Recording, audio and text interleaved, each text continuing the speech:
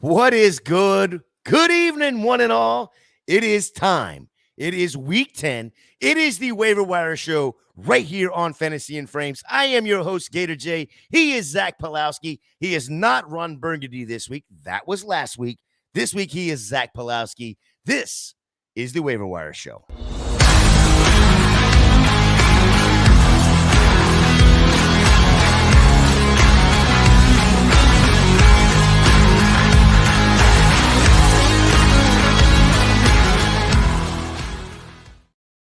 Welcome in tonight. This again is the Waiver Wire show tonight. Zach and I will get you set up for week 10 Waiver Wire. Remember, you can see all of the Fantasy and Frames podcast right here on the YouTube channel.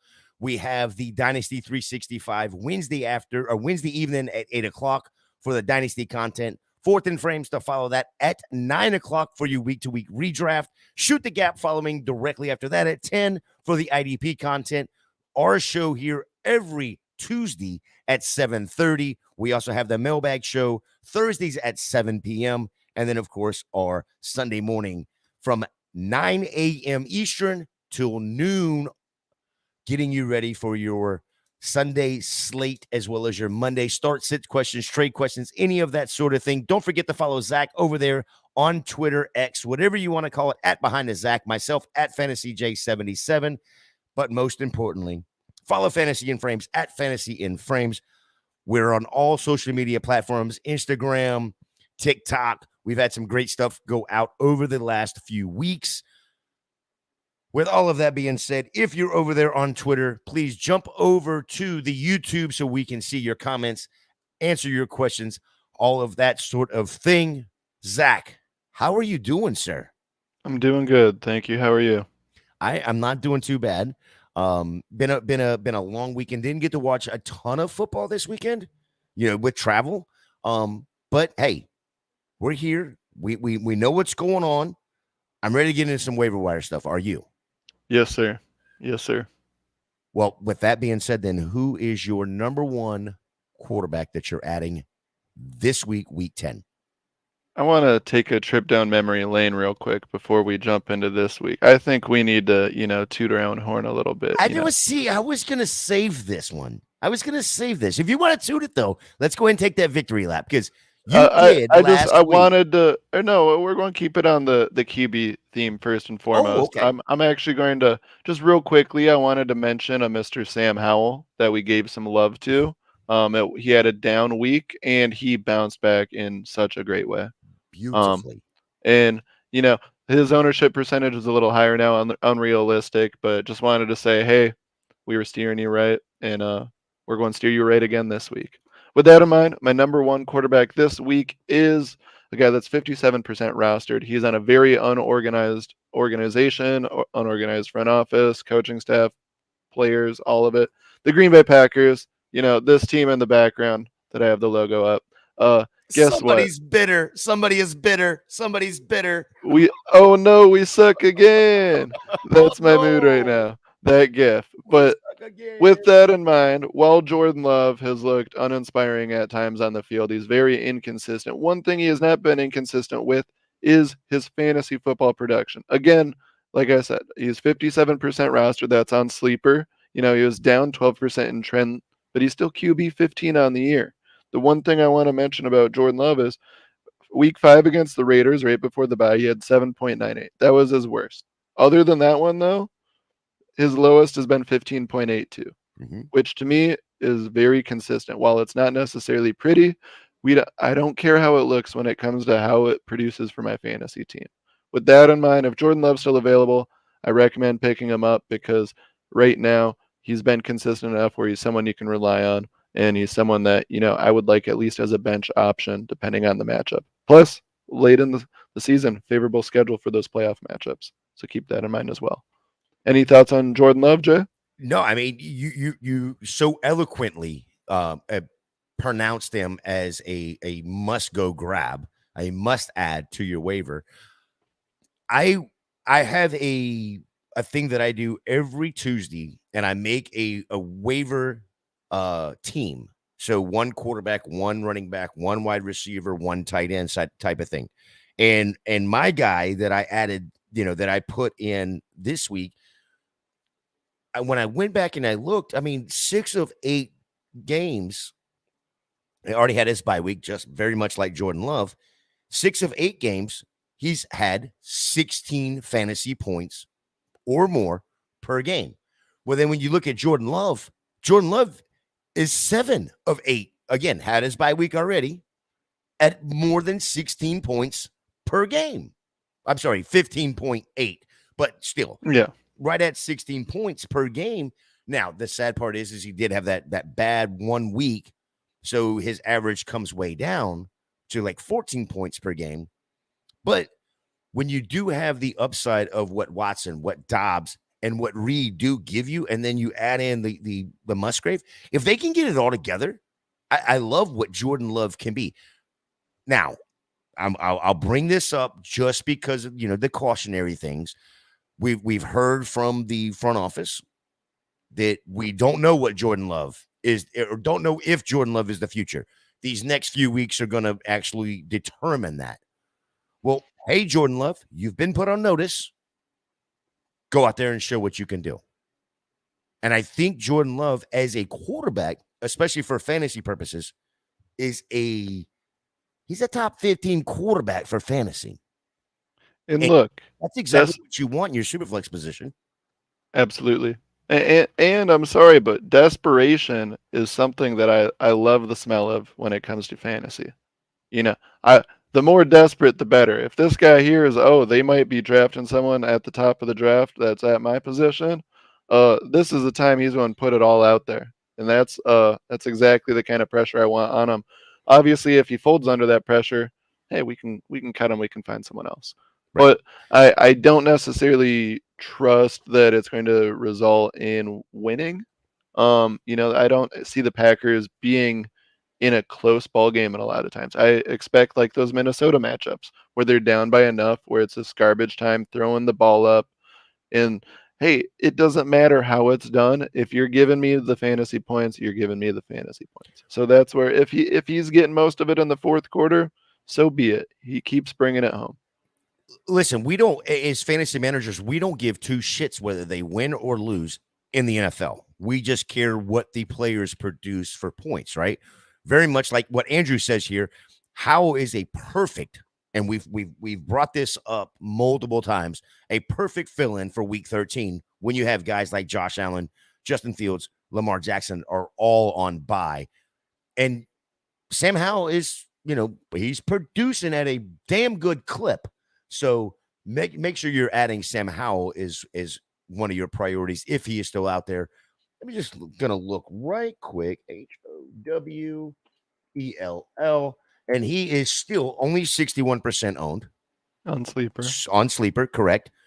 But he's thrown up against the vaunted Philadelphia Eagles in 2 games, has thrown up 60 fantasy points. So somebody to keep an eye on. If he's still on your waiver wire, go ahead and make him a priority as well. All right, who's your next quarterback that you want to jump into? A guy that we gave some love to last week, so I don't want to spend too much time on it. We've discussed how I like the favorable end of season schedule and just how there's a lot of garbage time opportunities once again. Similar to Jordan Love, this guy is a much more proven quarterback. We know it's his job for right now. And the Broncos are kind of showing some promise. Mm-hmm. I'm talking about Russell Wilson. What was it? Let's ride. Right? Yeah. And with that in mind, let's ride with Russell. Still 43% roster, down 5% from last week. QB 12 on the year. This guy, again, I said it before, 10.9 points, first time against the Chiefs. Spoke some praise, and guess what? Against the Chiefs, that second time, 23.56. Again, worst matchup outside of that one game where he scored 10.9, 15.86. The dude has been consistent week in, week out. And again, I'm not going to question how it's done. I'm just going to trust that it's going to get done. And with that in mind, Russell Wilson, do I need to say more? Yeah, I mean, somebody that's averaging 15 points per game. Yeah. I mean, again, just like we talked about Jordan Love, the guy I'm going to bring up next, Baker Mayfield. They're just averaging these points. They are the perfect wide receiver too. And then you get those spike weeks of 30 plus points. And And I Go want ahead. to articulate one thing though before we jump into your guy is Yeah. just how in this situation you probably did the 0 QB strategy. Whether you're in Mhm. a 1 QB or a super flex league, you probably waited, you were aggressive elsewhere. So these kind of ads, I'm going for consistent high floor, low ceiling kind of QBs because I trust that the rest of my lineup is stacked enough where I just need someone to get me 15. I Mhm. am not depending on you giving me 30 and having a big boom week. I'm just saying, hey, I need you to not have 3 picks and like 150 passing yards. I need you to not kill me. And that's where I really like the Jordan Love, the Russell Wilsons, and like you're about to get into Baker Mayfield. Yeah, I will add this to Russell Wilson: 16 touchdowns, 4 interceptions. Doesn't turn the ball over, which he didn't do last year. Very much like Baker Mayfield this year, not turning the ball over. Doesn't have the touchdown production that the Russell Wilson has, but he's got 12. But again, 4 interceptions. Nothing. That's the It's crazy thing, right? That's how they're keeping their points on that average of 15, 16 points, is they're not turning the ball over. And in a different way, it's the same exact thing. It doesn't matter how the fantasy points get there. It's about Mm-hmm. them consistent. It's not whether it's touchdowns or passing yards or lack of turning the ball over. We'll take any combination of that. If you're consistently producing, you're consistently producing. And Baker has been, for the most part this season, very consistent in that regard. And I mean, we know what kind of weapons they have in that receiving game as well. Yeah, and that's why I added him to this list. I mean, he's 49% rostered on Sleeper. But when you look at what he did last week against Houston, 21 of 32, 65, 2 touchdowns. Now, both of those touchdowns came to a particular person that we will talk about later on. But again, like I said, he doesn't turn the ball over. He'll put up 37 points on the board. The Bucks dropped their 4th straight game. Who cares? It's fantasy. We don't care if they win or lose. Mayfield had another good performance. Again, not turning the ball over, couple touchdowns. Like I said a minute ago, 6 of 8 games this year, 16 points or more. He gets the Tennessee Titans this week. Gotta love that. Gotta love that matchup. I And kind of want to I then kind of when we want to look at it, hammer that Baker drum a little bit more. So please keep going because yeah, as I'm because looking through his game log, I'm liking it more and more. yeah, and when we look at, like we have talked about multiple times on this show, on every other show that we're on, when we're talking about picking up players, one of the things that we gravitate towards is what is their playoff schedule? And when it matters to us. And here's the playoff schedule: Green Bay, Great team, great organization. Jacksonville, and New Orleans. That's Okay. where we want to be. That's, I It, mean, they're in the NFC South as well, so they're going to be flirting with a playoff spot all year. So those final weeks are going to matter. And it's it's that similar to that pressure of Jordan Love in a different way, where they're going to be trying to win these games late in the year and doing their all to be getting in the end zone. no, I think what you just said there, the pressure for Baker Mayfield, because again, remember, Baker Mayfield's on a 1-year deal. He's done with Tampa after And this and year. he He's knows how to lose a job. He's done it, or like he he's knows that all too well. So he very much is working for his next deal, next contract. He doesn't want to be the Carson Wentz where he has to sit out 10 weeks and then finally get a job. one thing I want to mention with Baker as well, because the more I'm looking at it, the more I'm actually liking him over Russell and Jordan Love. I think all three are guys that if you have the luxury of picking between the three, I would pick Baker first and foremost, actually, because when I'm looking at his game log, what I'm noticing is he had the one outlier week of 7.84 against Detroit, where it was just very a lot of incomplete passes, but still he's never thrown more than one pick in a game, and but I'm sorry, 5 weeks, at least 20 points, 6 of 19.2 or higher, and what 5 different times QB 11 or better, or sorry, yeah, 5 different times QB 13 or better. That's even more consistent than those other guys because each of those other ones had one outlier game and then one that was a little lower. But Baker's consistency isn't at that 15; it's at that 18 or 19. So that's where, right now, I gotta trust that floor that Baker's producing. And I mean, like we already alluded to for the rest of the reasons. Yeah, I think I'm gonna have to bump Baker up to my number one priority for QB. I appreciate you for jumping on our train that we are tooting, going right on down the track. Not going, there's a dead end, I'm sure, for the Buccaneers, but for fantasy purposes, that train is full steam ahead. What's up, Fantasy Sports Doc? What's up, boys? Time for another great FIF show. Absolutely 100%. We appreciate you jumping on with us. We love you for sure. All right, you want to get one more quarterback into this real quick? I'm on speed through a couple, if that's okay. First, yep, just want to touch on Bryce Young. We talked about him last week, so there's not much to go over there. He's 30% rostered, still up 4%. QB 26 on the year, still according to Sleeper. With that in mind, finished QB 17 last week. It was only 14.02 points, but still QB 17. And again, that's 4 weeks in a row with at least 14 fantasy points or better. And that also makes 5 out of 7 on the year with 14 or more. So again, consistency. That's all I need to say about Bryce Young. And he's cheap. And like I said, only 30% rostered. 14 points isn't jumping off the board where a bunch of people are trying to get him this week.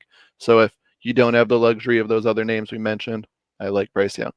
Also, one that really needs some love right now, Joshua Dobbs. 20% rostered on Sleeper, down 1% last week. He went over to Minnesota. He was supposed to be the backup. What, Tune? No, Tune's in Arizona.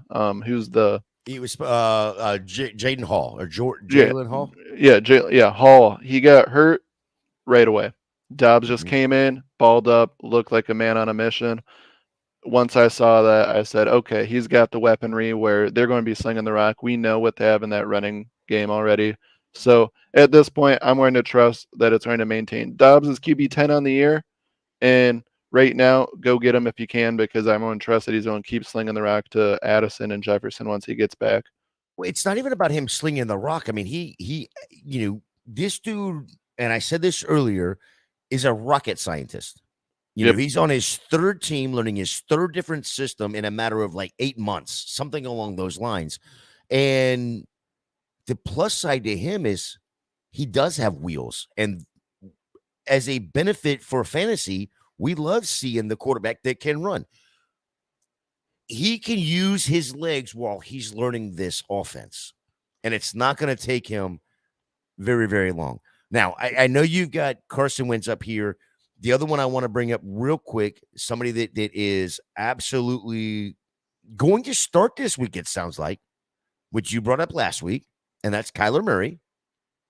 And if you have Kyler Murray, just real quick, we talked about him last week. I just want a yes or no answer, then we can move on to the running back real quick. But Kyler Murray's on your roster. You picked him up last week because Zach told you to. And unless you have a no other choice, are you starting Kyler Murray this week? I am not going. I'm going to give him a week. I'm going to let him wait and see. I don't need a long trial period. He's not my normal, stash on the bench, and I need a few weeks. I just want to see some of the rust come off. I expect a good production week 1, but I'd rather wait a week. Just let him shake out maybe some of the turnovers that might be there. Yeah, that's all my Kyler thoughts there. You want to say anything about Carson Wentz real quick? Carson Wentz just got signed by the Rams today. They got rid of Ripien. It looks like Wentz could be the guy there. Yeah, Stafford still thumb injury, TBD on when he's back there. I will add that the Rams are on a bye this week, so there could be Stafford could be back in 2 weeks. But the one thing that I did like about this was Carson Wentz is a slinger of the football. That tells me that Sean McVay does want to throw the ball, and he doesn't just want to keep handing the ball off. And we know what kind of weapons they have. Mm-hmm. And right now, Carson Wentz, like you alluded to, they're going to be on a bye. So it's not going to be on the radar the same way. And that's where, hey, I can go buy him right now for stupid cheap and hope that he's a starter 2 weeks from now. If not, hey, I didn't spend a lot to get him, so it's not going to bite me in the butt. That's all I got to say on the quarterbacks there. Let's move over to the running backs really quick. What do you got for your must? Oh, wait, you know what? Let me give you the opportunity. We'll do the real victory lap. I want you to victory lap the hell out of this because, last week when you brought him up, I was like, okay. Yes, the guy was great in college. Yes, he was good. Got injured earlier in the season, but you brought him up paying attention to not only what was going on in the practice squad, but kind of what was going on the NFL side of things, and saw this happening. Go ahead and victory lap it. Keaton Mitchell, baby. Keaton Mitchell. Oh, I loved it. In 1 week, he's already up to RB71. Still only 3% rostered, but he's at 991,000 ads on Sleeper since Sunday. So trending very much so upward. The number one trending player right now. The dude's balling. He's showing that promise. Obviously, Gus Edwards has been good as well, but Keaton Mitchell is just explosive as can be. I couldn't have been more excited. I was going on all these shows last week saying, hey, this is the guy to go get, go stash him now. And sure enough, right after, it was a good time. I even went through and what leagues I didn't already have him rostered in, I went and got him. I got a few trade requests already. And I'm like, nope, definitely not. Sorry. Two first. Yep. Yeah. No, we're going to wait and see on this one. Who knows? But no, he's my number one ad. He right now, I like Gus Edwards. Gus Edwards is looking good, but that kind of promise I was like Randy Marsh when the internet went out, and just, yeah. If you, I don't need to go into detail. If you get it, you get it. But I felt disgusting watching Keaton Mitchell live because it was everything I wanted to see. It wasn't a lot of opportunity, but there's so many flashes where it's hard not to get excited about how the rest of the season could go for him. 9 opportunities, 138 yards, and a touchdown to go with. Let me just tell you how my Sunday goes. I drive home from Kentucky, but about the time I sat down to finish watching the Bucs game, my phone goes off, and it's Zach Pellowski. How about that, Keaton Mitchell? And I responded, and then I responded, and then I responded, and I'm like, did he just ghost me? That's all he says to me is, how about that, Keaton Mitchell? And then he waits till Monday morning to go, oh, you're still there. Okay. I had to go enjoy myself. Victory lapping himself. I think he might have thrown his phone into the Chicago River. Like, I was on a date. Thank you very much. I was on a date, if I must say. But no, he only had 15% of snaps, 20.4 fantasy points on your standard sleeper league, RB5 on the week, with only 9 rushing attempts, 1 target for 1 reception. His 1 reception was for -4 yards too. It wasn't anything good there, but yeah, 15.3 yards per carry and a touchdown. 138 rushing yards on 9 carries. You gotta love to see it. Go get him now. I'm going to probably use that 15 to 25% range on him. Would you agree with that? I mean, what you're waiting for is, and we know this, Ravens are a run first team. Yeah. And these Ravens running backs go down on a regular. Yeah. Look, last week was 100% in garbage time, but you love the possibility of, if something happens to Gus, they have somebody to jump right in. And it's, if you'd have got the guy last week, like Zach said, you'd have got him for nothing. I did notice, though, too, Zach, I just wanted to ask this question to you. There was 1% that started him last week, and I'm just wondering, was that you? I did have him start in one league. One league, I was desperate, and it worked out well. 20 points. That's not horrible. Yeah, it worked out really well. One thing I want to allude to, though, is even if it is garbage time behind Gus, doesn't matter. The Ravens look so good where right now I expect them to be in a lot of garbage time situations. Why wouldn't he be getting a workload? The Ravens have just looked like a great football team right now where I want to trust that they're up more often than not, and late in the game they're going to be handing it off to someone like Keaton Mitchell. And if he's going to keep exploding like this, there's going to be fantasy points to eat up each and every week. The only thing I don't like about it, and I try to give you the plus, the glass half full, glass half empty concept of it. You look at their bye of week 13, but they've got Cleveland this coming week. But in the playoffs, they got the Rams, which I like that matchup. They got the Jacksonville Jaguars and San Francisco. San Francisco doesn't look to be as vaunted as they were, but now they're adding Chase Young to the other side of Nick Bosa. So that could be a little problematic, maybe. But listen. But that's also where, sorry to interrupt you, I just want to say, if anything, I look at Mitchell, my counter is just that he could be the change of pace guy. Not the primary guy they're coordinating about, when they're scheming in that week prior. And with that in mind, I think there's benefit there. But no, I hear you. It's definitely not the end of season you want. But what's nice is with a guy like Keaton Mitchell, he's on a winning team. And often there's not a lot of good waiver pieces that come out of nowhere mid-season on a top-tier team. Like, it's usually on those garbage teams that it's a lot of garbage time stuff. And with this, yeah, we want the garbage time opportunities for more workload, but I could also see him getting that workload without the garbage time. So it's nice to have the opportunity for both and not purely have to depend on garbage time. Yeah, the one thing I would not be afraid of is when you go and look at the depth chart. He's showing fourth on the depth chart behind, of course, Gus Edwards being the starter, Justice Hill, and Melvin Gordon. In my opinion, he's probably second on that depth chart. Yeah. Behind Gus is by himself. Because remember, he was fourth on that list when he was on the practice squad still. So that's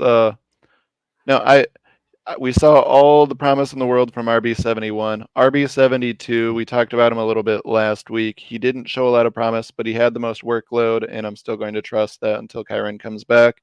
Royce Freeman, who's 27% rostered on Sleeper, up 5% from last week. Like I said, running back 72, again on Sleeper. Right now, he is on bye this week. He had 12 carries for 32 yards, no touchdowns, RB47, only 41% of snaps. Nothing great, but he was the primary running back in that backfield. Daryl didn't necessarily do a lot or do anything great either. So that's where, there's not a lot of running back options, and that's why we're going to have to spend a lot on Keaton Mitchell, and that's why we're going to have to bring up someone like Royce again this week, even though he didn't necessarily do that great. We're going to trust that opportunities are potentially going to be there, and they would come his way. Yeah, he's a perfect waiver wire ad, right? He's somebody that's going to get. He's not going to get a ton of opportunity. He's going to get some opportunity. Yes, and we saw that some of that opportunity can turn into a touchdown, and that's what we're kind of hoping for. They had a bad matchup. Green Bay is just really, really, really. Oh, they're not a good team. Yeah, but they're decent on defense. They're decent on defense, and that's some of that you have to pay attention. Make sure you're checking out Shoot the Gap on Wednesday nights at 10. And if you don't get it, I don't stay up that late, but if you can't stay up that late, check it out on the replay, because you will learn who some of these defensive players are from Jorge, Hollywood, and Nate, to know who these guys are playing. And it does make a damn difference whenever you are setting your lineups on Sunday morning, knowing the matchups. So let's move on to the next running back you have on your list. It's kind of a combo here. This one is a pick your poison. I'm going to tell you why I like one over the other, and it's not necessarily the popular one. That's in the Minnesota backfield. If you've seen me on air across the different networks, you've heard me be very critical of a very poor backfield in Minnesota. Madison has been nothing special. Akers, he just got hurt. He actually kind of looked like he was starting to take that role before he got hurt. But he's done for the year now. There's no maybe Akers comes back. It was an Achilles. So, there's no question about that. With that in mind, Ty Chandler is kind of the big sexy name that pops up. 4% owned on Sleeper. 0% trend right now. RB80 on the year. He hasn't done anything crazy at all, actually. 17% snaps week 1. 3 attempts for 27 yards was his best week in week 3. But we have to assume more volumes coming his way now because Akers is down. But if you don't like him, the one I like more it's not the 25-year-old in Ty Chandler, but it's their 4th string, or I guess 5th string, 4th now that Akers is out. We're going to skip over CJ Ham as well because he's 30. And the reason why I say this, Chandler and Ham, we know what both of them are. We know what we're getting from them. And with that in mind, there's no need to do anything more. So with that, we're going to do Dwayne McBride. what we like about Dwayne McBride, he's 4% rostered on Sleeper right now, 0% Trent. Running back 407. That's because, guess what? He hasn't actually played at all. 0 snap percentage all year. This is a rookie, and he was taken in the 7th round, and then, he's been off the practice squad, on the practice squad, who knows? But again, this is that Keaton Mitchell kind of opportunity. He was on the end of the roster. They're very depleted at the position, and they're desperate for something. They're going to turn towards the young guy at some point. Again, like I alluded to, we already know with Chandler, who's 25, and Ham, who's 30, what they are. And this is where someone like Dwayne McBride is going to get the opportunity, and I really like the chance there. And with that in mind, this is similar to Keaton Mitchell from a week ago. We can buy him very low right now. Yes, people are aware of the Akers opportunity, or that'll come through for Chandler, and maybe towards McBride, but that's where I want to be more aggressive on McBride right now. Thoughts there, Jay? Yeah, I'm sorry. I had internet issues there for a quick second. Everything shut down. All good. What are you're talking about McBride? I missed it. So where are we at? So what I was just saying is I went through the whole snippet of why I like McBride over Ham and Chandler, talked about their age. I talked about it all. But essentially Dwayne McBride, he's a rookie, 7th round guy. It's very much so a Keaton Mitchell type situation. And that's where right now I want to target the rookie over the 30-year-old or the 25-year-old who have had opportunities before and have never impressed with those. Yeah, I guess my issue is, Madison is still there. And I listen, like the 4th and Frames guys, they've got multiple nicknames, whether it's Sadison, Midison, whatever you want to call him. He's still going to get the opportunity. I agree with you, though. To me, it would be, if I was forced to pick one, it would definitely be McBride, because I think that's the better option with the youth. Not knowing what Minnesota is going to be doing, now that Kirk Cousins is down, of course, knowing that Jet's down, it may be an opportunity for Minnesota to go, okay, let's find out what we have in these rookies. I look at it like Madison is the Gus Edwards and McBride is the Mitchell, where there's still a primary number one that you expect to get the workload. But if injury or, garbage time, whatever the situation, I'm expecting the opportunity to go the rookie's way rather than the veteran guys.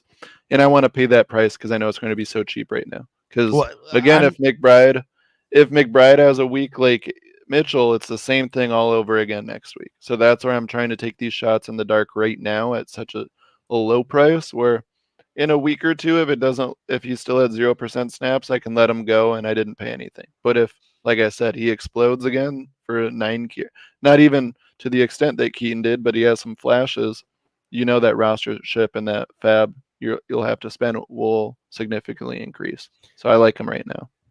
Yeah, I mean, you may be able to go ahead and grab him because this week it's New Orleans. Next week it's Denver. And then they're on a bye. So if they do decide to go that route, that's going to be something you keep your ear to the absolute grindstone to see what's going on. But I am not going to doubt you when it comes to these rookie running backs, as you did to us last week. And then that produced such a big number for fantasy managers. You get lucky once in a while.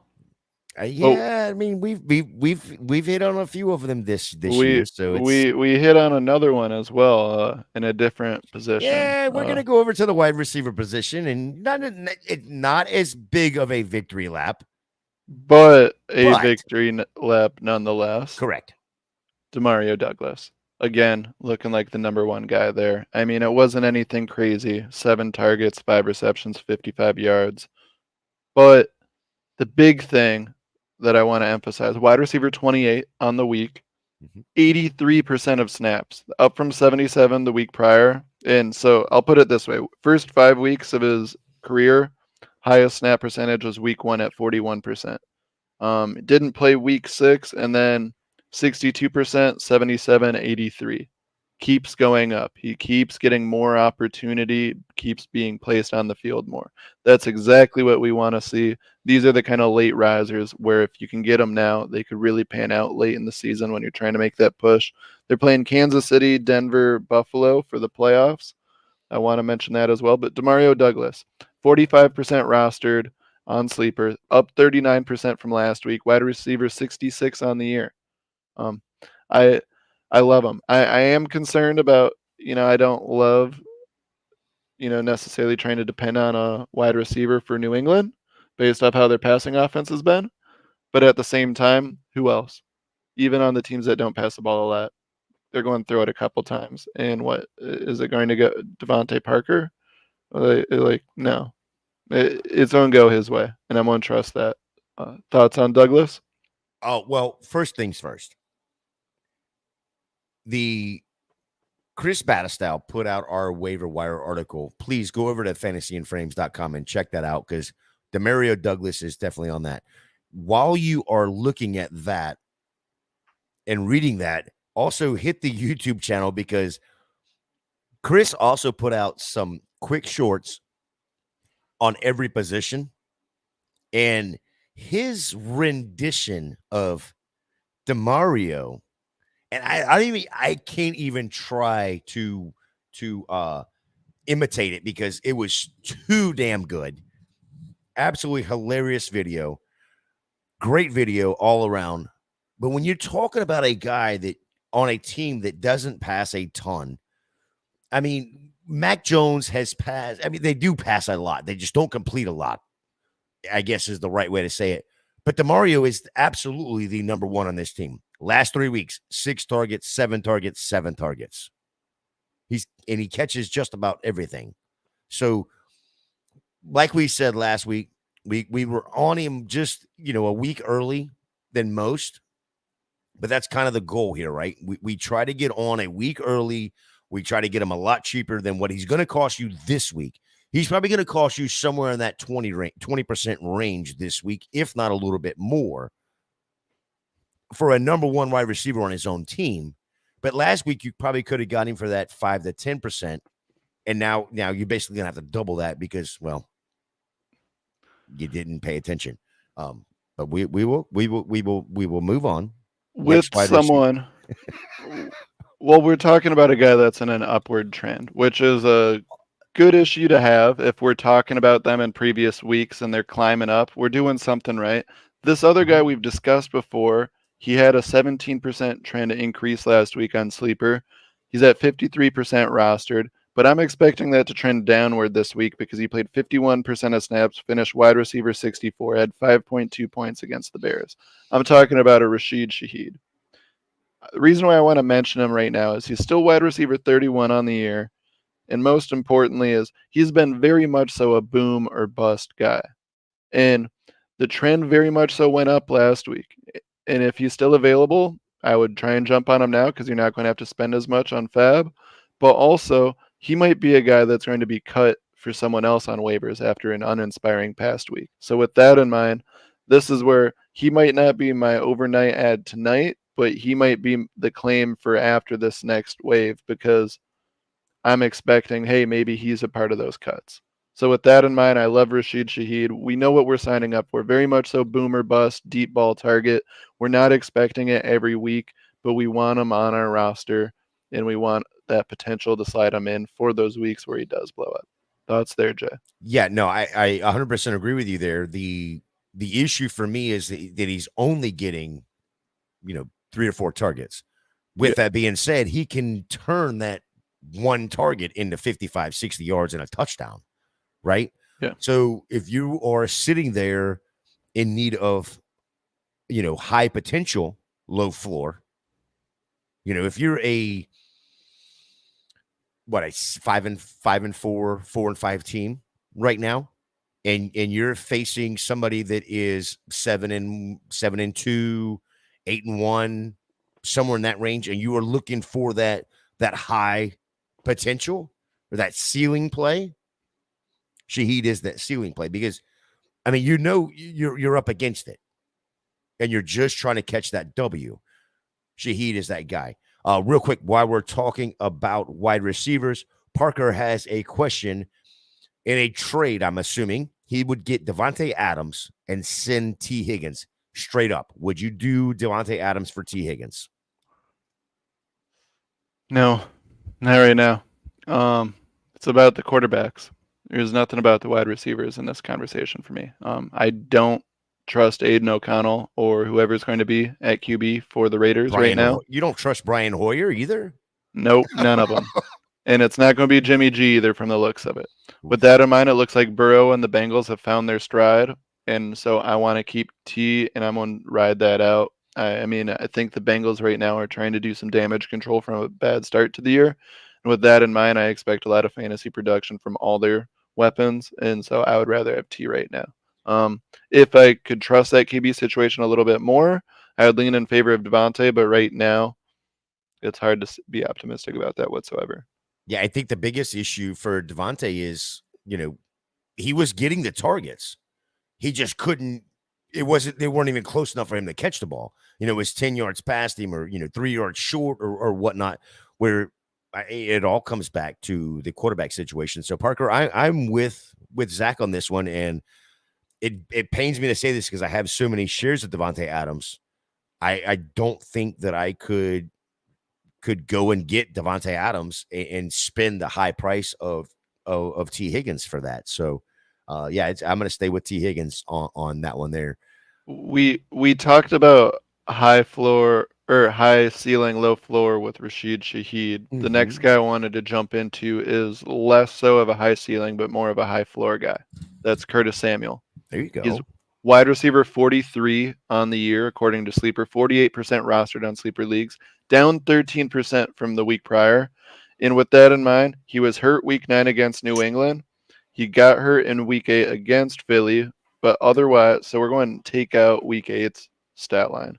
Every other week except one, even that week, he had 4+ targets. He only had one where he had 3. He's played at least 55% of snaps every game except the one he got hurt. He's always on the field. He looks like a guy that Howell really trusts too. It's not a lot of these deep balls. It's these little gadget routes, nothing super crazy, but the consistent 10, 15-yard gains, and those added up, over, like, for example, if we look at week 4 against Philly, 18.2 points, best week on the year, 8 targets, 7 receptions, 51 yards. It wasn't anything crazy, but it was consistent. And that's where I look at Curtis Samuel, and as long as he's healthy, I look at him as someone that can get me that 8 to 10 range fairly confidently. So again, if I'm looking just for a safe play at wide receiver, fill in during bye weeks, Curtis Samuel is someone I like there, especially when I expect that trend to only continue to go down with just him being out this past week. Thoughts there? Yeah, I like that pick as well. When you look at somebody that's 45% rostered, and then you compare him to his teammate at 67% rostered, and Jahan Dotson, even though Jahan Dotson has gotten back-to-back weeks with touchdowns, the Curtis Samuel, there's a gadget play to that. They're right neck and neck, 40, wide receiver 43 or 44. And I was going to say, and even without playing last week and barely playing the week prior, he's still Samuel's wide receiver 43, Dotson's 44. Dotson's still trailing even after. Yep. And I think that says enough about the volume and where it's going. But I also want to emphasize these first 3 wide receivers we covered. That wide receiver 66 with Demario Douglas, who really just starting to do it. Rashid Shaheed, wide receiver 31, and then Curtis Samuel, wide receiver 43, all on Sleeper. But with that in mind, these are fairly respectable positional ranks for guys that are available via waivers. We're not talking wide receiver 90. We're talking 30s, 40s. Mm-hmm. We're in that range where these are guys we want to be considering each and every week. So these are the kind of weapons we want to have on our bench. Yeah, these are the wide receiver 4s, the wide receiver, back in wide receiver 4s, early wide receiver 5s, but roster percentage wise, they're the guys that they're most available and most production. Yep. All right, so we got about 15 minutes or so left. I want you to hit on these last two wide receivers real quick, and then let's dive in and hit these tight All ends right. really good. I'm going to make the fourth wide receiver a little quicker. We talked about him before. We'll talk about him again. Jaden Reed, another consistent one. He's not super sexy, but the targets continue to come his way. Again, very similar to Curtis Samuel, where it's not a lot of volume, but we know there's some coming their way for those short routes consistently, and we like that kind of production. 33% rostered right now on Sleeper, up 6% from last week. Again, wide receiver 49 on the year, where we're talking that wide receiver 5 range. These are the kind of guys we want to have on our deep bench spots. Last but certainly not least, he is wide receiver 75 on the year, 15% rostered on Sleeper, up 11% from last week. I'm expecting only for that to continue because, well, first off, he's on a very potent offense with a very well-known quarterback who's been less than inspiring per usual this year with Josh Allen. But I'm talking about a Mr. Khalil Shakir. He's a speed guy, and it seems like he's really finding his groove more and more in this offense. Week 8, he had 65% of snaps played. Week 9, 71%. Those are his first two games over 50%. He had 6 targets and then 4, but 3 weeks in a row with at least 4 targets. I love that he's getting looked at. That's all I really want. If you're on that Bills offense, if Josh is looking your way and he's throwing it your way, that's good enough for me, especially when you've got the speed of Khalil, because I know there's enough explosiveness where, similar to Rashid Shaheed, if he gets the 3 receptions, it could easily be for 100 yards, right? Yeah, but that's all any person really wants. Just as long as you're giving me looks. Yep. As long as you're looking at me, I'm good, right? And now football players they want the ball too, but long as the quarterback's looking at them. Yes, and again, this is 15% rostered right now, so I'm expecting I don't have to use as much fab as some of these other names we've mentioned, but I like the upside and I like the volume that's been coming his way in these past couple of weeks. We want to jump on it now because, again, this is one of those guys where if he has a Gabriel Davis type of day, the signature Gabe Davis games we think of where it's 2 touchdowns and a whole bunch of receptions. If Khalil Shakir happens to be that guy for one day, you're spending all the fab. So that's where we want to try and jump on it now and see what happens. Well, Shakir is probably, would you consider him the 3rd or 4th wide receiver on the Bills? I would consider him 4th because I have Diggs, then I have Kincaid, and then I have Davis, and then I have Shakir. Okay. But with that in mind, I could also see. I've never been a big Gabe Davis guy, so I always thought Khalil had the opportunity to potentially come in and be that wide receiver 2 with time. Yeah, my opinion of Gabe Davis is the mountains are really, really high, but the valleys are really, really low. So it's super, super inconsistent. But then you look at Shakir and he's kind of built the same kind of a way, but he's a rookie. Yeah, it was second year guy. Second year guy. He seems like a damn rookie because they didn't use him last year either. No, he was hurt most of last year. And that's where, or actually, no, he wasn't. He was just never used. That's what it was. It felt like he was hurt because he was sitting on my end of my dynasty bench. but very, very much like we talked about Demario Douglas, when you look at his snap share, 10%, 15%, 24%, 28%, 32%, 39%, 65%, 71%. We're getting there. We're getting there. It was slow and steady, and then now. Yeah, and that's what 4 we want. Targets. He got 10 targets. He's got 14 targets over the last 3 games. 14 targets, 14 receptions over the last 3 games. He's finished wide receiver 33 or better in the last 2. At the end of the day, that's all we need. This is probably as cheap as you're going to get him if you didn't draft him. Yep. All right, let's dive into the tight end position over these next few minutes, and let's see who your number 1 tight end ad is this week.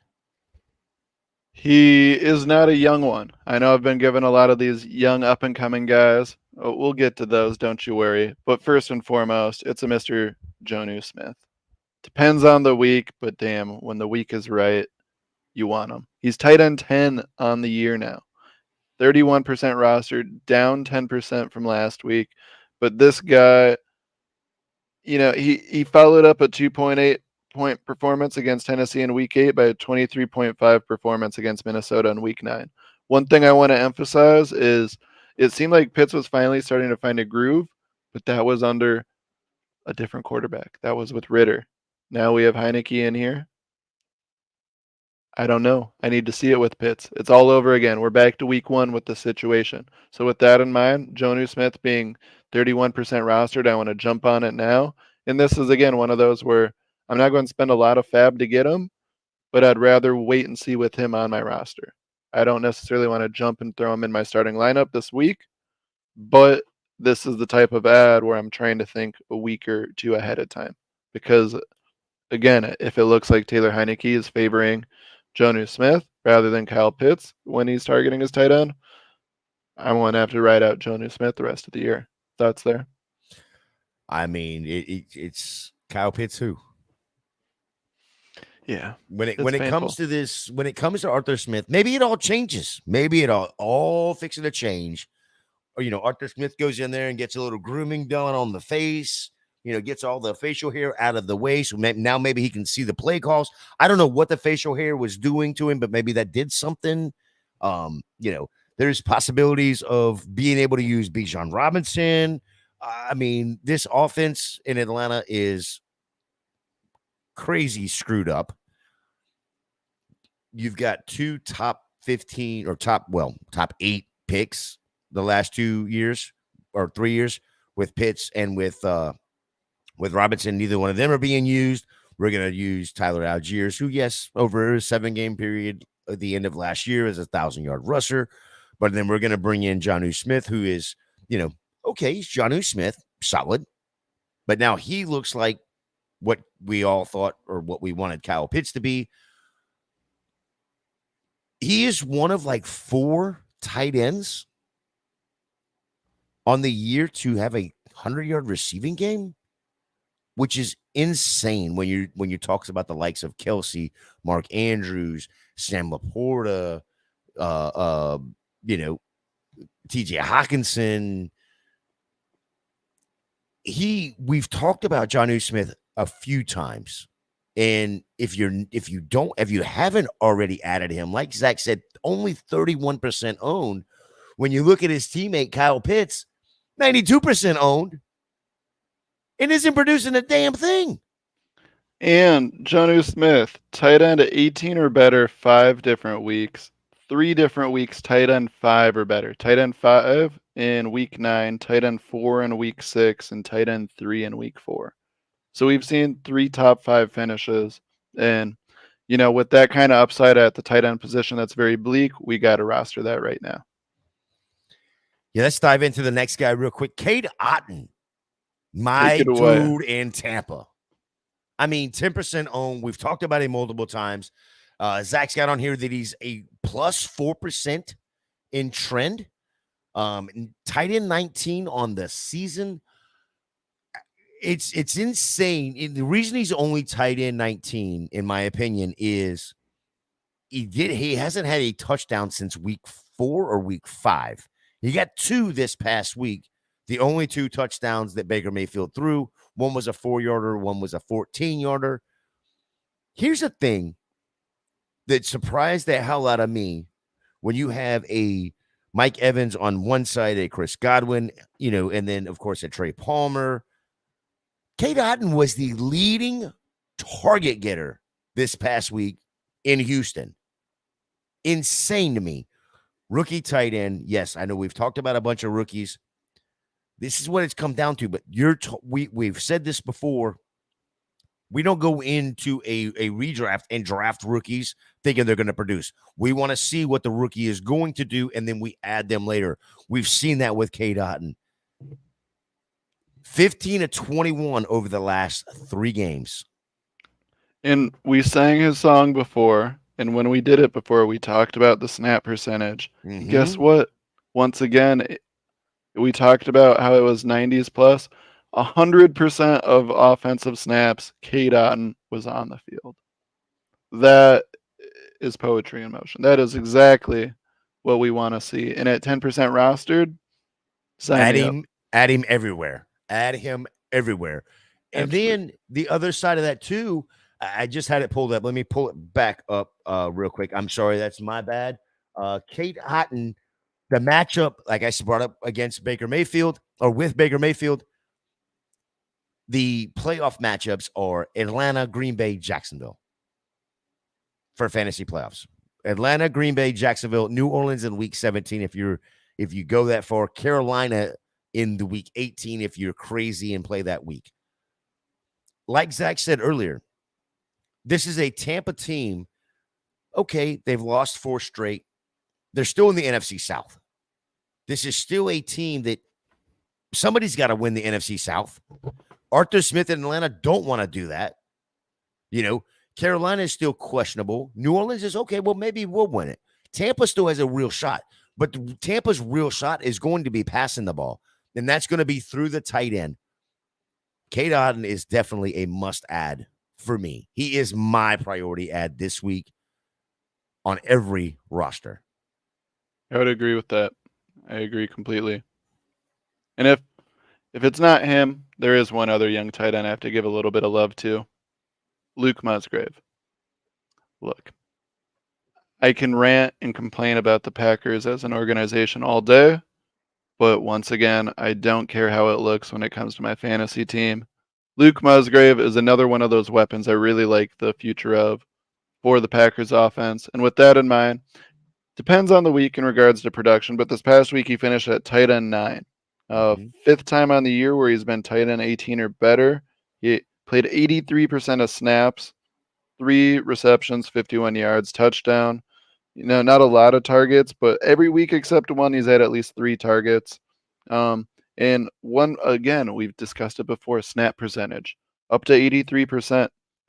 First time since week 3 that he's played that much. So I love seeing him out there. With that in mind, we don't know where Jordan Love is going to go with the ball. It seems like there's a lot of mouths that need to be fed, should be fed, and J-Lo's been very inconsistent with it. With that in mind, though, I want as many of these weapons as I can get. The Reeds, the Watsons, the Dobbs, the Musgraves. I like having those guys on my bench. Do I necessarily want to depend on them? Not necessarily, because I don't know which mouth will be fed, but at the same time, Reed, Dobbs, and Musgrave especially have all been very consistent. Watson's the real big boom or bust guy. So with that in mind, someone like Musgrave right now, where he's probably going up in trend again because of his big week, but at the same time, I don't expect him to be that rostered. The Packers haven't been that good. So with that in mind, I like him if I can't get my hands on Kate Otten. 28% rostered on Sleeper. I mean, the tight end position is a whole for the last few years has been questionable at best, outside of the Kelsey. Again, I think that's a lot of why your mindset, my mindset is to reach down and grab these rookies that are 25 or less percent owned. And when we sit there and look at a Kate Otten or a Luke Musgrave, we look at the snap share. And when you look at Luke Musgrave's snap share over the last 3 weeks, I believe it was week 4 against Detroit is when he got hurt. But when you look at his snap share over the last 4 weeks, it's 69, 67, 72, and then 83. He's on the field. On the field means opportunity. Opportunity means possible points. And in a tight end position where we have now, 3 tight ends, where it's well, you can't even say Kelsey because he threw a dud up this week. No, it's Kelsey. It's Kate Otten. I mean, Sam Laporta, and then Jonnu Smith that are the consistent 3 guys. It's not even Mark Andrews is not even that consistent anymore. No. But Luke Musgrave, Kate Otten, those guys can actually jump into that consistent. At least they're getting the opportunity. And that's where we want to make sure with the tight end position to not get caught up in the projections too much, because there's some lofty projections that get thrown up for some big name tight ends. But then we watch a lot of these other guys get the 8 to 12 fantasy points. And then those big names, they'll put up 3 or 4. And that's where it's a weak position. And with that in mind, the average projection is going to be lower for the guys that are in that lower tier. Mm-hmm. But those are the guys that we want to overlook that projection and trust that that consistency is going to play out. Trust the process. The boss is checking in. Jorge, what up, guys? Thank you for checking in with us. We are fixing to get out of here. Before we do, Zach, out of all the names we talked about tonight, who's your priority ad? I got a 1A, 1B because we're going with my young rookie running backs. Keaton Mitchell sang that song last week. Go get him now. You join the group. Everyone's doing it. We want him now. Everybody's If jumping not- off that bridge. Go right ahead and follow them. Yep. And if we're not jumping off that bridge, the bridge we're jumping off is the one with Join McBride on it. Okay. We want to jump on that now. That's my priority ad. If I'm not going for Mitchell, I'm going for McBride. I want that rookie running back. It's a ugly position via waivers and in general right now for fantasy. So that's where I want all the running backs I can get, and especially the ones with some higher upside. I love the McBride play there. My priority ad this week is Cade Otton going up against Tennessee this next week. Tight end 19, I expect to have a great day. I'm not saying he's going to have 2 touchdowns, but if he has 50 yards, 6 catches, and a tutty, I'm in. Let's go. Cade Otton is my priority ad. Do you have anybody that you need to mention for people to keep an eye on? No. Honorable. I've got one honorable mention. Let's hear it. Quentin Johnston. Which with Palmer going down, with Josh Palmer going down, listen, this is a pass-heavy offense. This is the time to find out if he is going to be something. Now, in Dynasty, you have a little bit more time. In Redraft, we have to know in the first couple weeks. But again, like I said, this is a pass-heavy offense. If you're going to take a chance on a wide receiver, just dart throw one out there. Quentin Johnston is somebody to keep an eye on. Yes. The ceiling is very high if they can tap into that. Absolutely. 100%. All right, Zach, tell the good people where they can find you, what you got going on. You can find me every Tuesday night here on Fantasy and Frames. After that, you can find me on Rumboys Network doing the NBA Rum Pass. No show this week, though. No NBA games tonight. Don't know what to do with myself in this free time. So trying to figure that out. Otherwise, on the Sunday mornings, go ahead. I've got an idea for you tonight. I just thought about this because, I know how much film you like to watch. Maybe we go back. I'm not going with you. You go back and watch some of the Green Bay film and see if you can help them figure out what the hell they got going on offensively. Is that you have enough time for that? No one has enough time for that. There's too many things to try and fix. With that in mind, though, you can find me spending some of that time that could be used to fix the Packers on Sunday morning, hosting the Sunday morning pregame show on the Going for Two network. But also you can check out Fantasy and Frames Sunday morning pregame show as well. With that in mind, Jay, tell them where they can find you at. Ooh, where can they not find me? I'm right here every Tuesday night with my boy Zach. We doing the waiver wires like we did tonight. Tomorrow night, I will be behind the scenes on all 3 shows. Well, Dynasty 365, Fourth and Frame, Shoot the Gap. Then on Thursday, we have the Mailbag Show. Sunday morning, I will be back hosting once again. Thank you, Tyler, for Tyler and Jorge, both last week, stepping up for me while I was out gallivanting up there in bluegrass country of Kentucky, enjoying the grandbabies, doing some little, some personal stuff, but hanging out with the grandbabies more than anything, enjoying the hell out of that. You can find me Thursday night, like Zach said, on the Going for Two network for the Thursday night pregame. And real quick, Faith.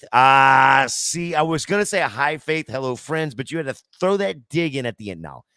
Hello, Faith. How you doing? Yes, your dogs are looking good. Yes, they are. Yes, they are. I can't wait to meet Faith in person, by the way, because she gives me so much hell being a Gator fan. And, she's a Georgia Bulldog fan, so she gives me a ton of hell, but I enjoy the hell out of it. It's absolutely great banter. But with all that being said, let's get out of here, Zach. Appreciate you once again jumping in here, doing a waiver wire show with us. Guys, if you have any questions, make sure you hit Zach up over there on on Twitter, X, whatever. Hit myself up on Twitter or on X or whatever you want to call it. Hit up the Fantasy and Frames guys. All the DMs are open. You have waiver wire questions between now and 3 a.m. I mean, I'm going to bed probably at 11, so don't hit me up after that. I won't answer. But you can hit us up in the DMs. We will try to answer those questions. Jorge will be up and down all night long, so hit the Fantasy and Frames guys up, or Fantasy and Frames Twitter account up. Jorge will definitely let you know. IDP wise, definitely hit up Jorge B. Edwards over there on Twitter for the IDP waiver wire. With all of that, we will see you next week. But more importantly, we'll see you tomorrow night. We are out.